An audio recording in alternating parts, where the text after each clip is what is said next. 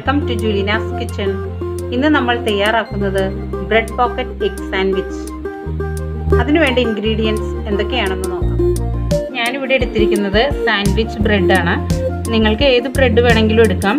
Brown bread വേണമെങ്കിൽ അതെടുക്കാം, white bread വേണമെങ്കിൽ അതെടുക്കാം. Sandwich bread എടുത്താൽ അതിന് നല്ല വലിപ്പമുള്ളതുകൊണ്ട് നമുക്ക് ഫില്ലിങ്സ് ഒക്കെ വെക്കാൻ നല്ല എളുപ്പമായിരിക്കും. നോർമൽ ബ്രെഡിലാണെങ്കിൽ അത് വെക്കാൻ ഫില്ലിങ്സ് ഒക്കെ വെക്കാൻ ബുദ്ധിമുട്ടായിരിക്കും. അതുകൊണ്ടാണ് ഞാൻ സാൻഡ്വിച്ച് ബ്രെഡ് തന്നെ എടുത്തത്. മുട്ട 3 എണ്ണം.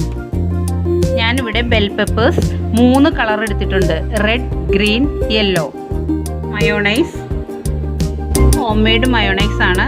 മയോണൈസ് തയ്യാറാക്കേണ്ടത് എങ്ങനെയെന്ന് ഞാൻ യൂട്യൂബിൽ അപ്ലോഡ് ചെയ്തിട്ടുണ്ട്. അപ്പോൾ നിങ്ങൾ അതിൻ്റെ ലിങ്ക് ചെക്ക് ചെയ്താൽ മതി. സവാള ചെറുതായി അരിഞ്ഞത്, ഒരു പച്ചമുളക് ചെറുതായി അരിഞ്ഞത്, കുരുമുളക് പൊടി 1/2 ടീസ്പൂൺ, ഉപ്പ് ആവശ്യത്തിന്, ബട്ടർ. ഇനി നമുക്ക് സാൻഡ്വിച്ച് തയ്യാറാക്കാം. ആദ്യം നമുക്ക് സാൻഡ്വിച്ചിലേക്ക് വേണ്ട ഫില്ലിംഗ് തയ്യാറാക്കാം. അതിനായി ഒരു ബൗളിലേക്ക് അരിഞ്ഞു വെച്ച സവാള,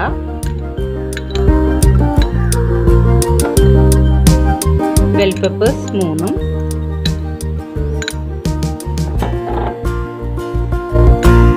കളറും ഇടണം.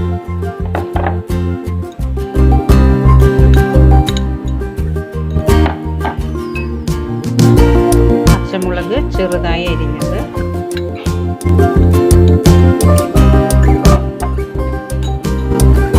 മയോണൈസ്,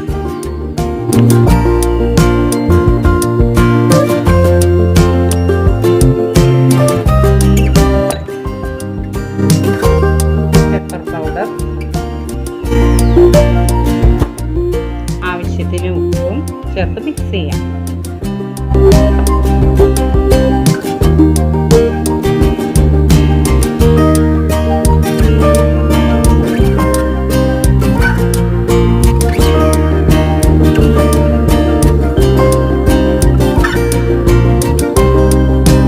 ഇനി ഇതിലേക്ക് മുട്ടയും ചേർത്ത് നന്നായി മിക്സ് ചെയ്യാം.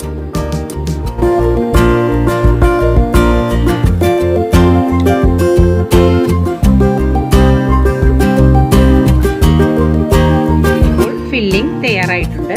ഇനി നമുക്ക് ബ്രെഡ് കട്ട് ചെയ്തെടുക്കാം. ബ്രെഡിൻ്റെ ഉള്ളിലത്തെ പോർഷൻ നമുക്ക് കട്ട് ചെയ്തെടുക്കാം.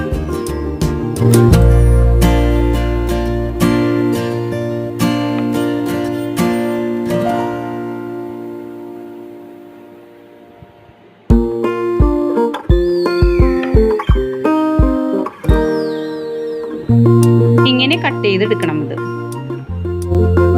ഇപ്പോൾ നമ്മൾ 2 ബ്രെഡ് സ്ലൈസിൻ്റെ വൈറ്റ് പോർഷൻ കട്ട് ചെയ്തെടുത്തു.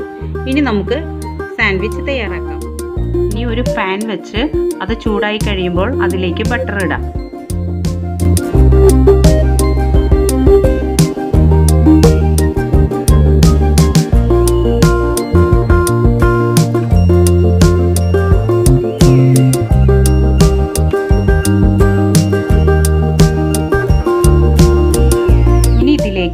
കട്ട് ചെയ്ത് വെച്ച പോർഷൻ വെക്കാം.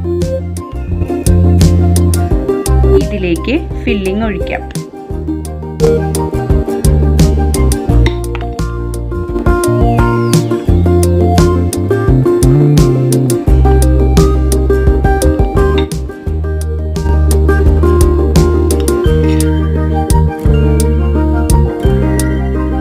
മീഡിയം ഫ്ലെയിമിൽ വെച്ച് വേണം കുക്ക് ചെയ്യാൻ.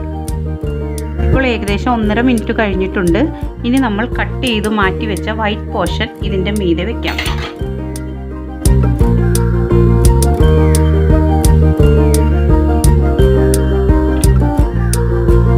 ഇനി നമുക്കിത് തിരിച്ചിടാം.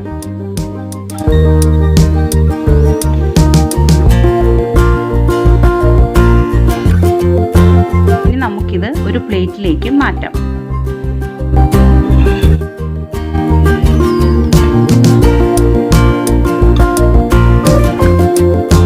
പോക്കറ്റ് എഗ് സാൻഡ്വിച്ച് റെഡി ആയിട്ടുണ്ട്. നിങ്ങളെല്ലാവരും ഇത് ട്രൈ ചെയ്യണം. കുട്ടികൾക്കൊക്കെ ഇത് വളരെ ഇഷ്ടപ്പെടും. ഇത് ബ്രേക്ക്ഫാസ്റ്റ് ആയിട്ടും ഈവനിങ് സ്നാക്കായിട്ടും ഉപയോഗിക്കാവുന്നതാണ്. ഇനി മറ്റൊരു റെസിപ്പിയുമായി വീണ്ടും കാണാം. Thank you.